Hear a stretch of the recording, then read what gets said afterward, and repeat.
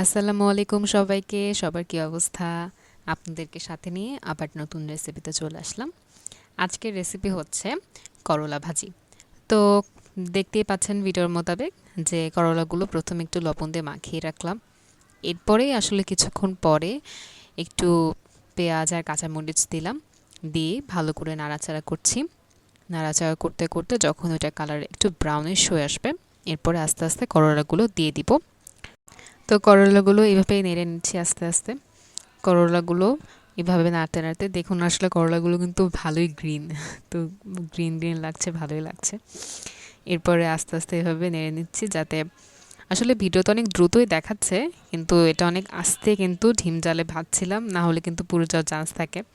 তো এই জন্যই বারবার ঢাকনা নামাচ্ছিলাম, খুলে আবার দেখছিলাম সব কিছু ঠিকঠাক মতো রয়েছে কিনা।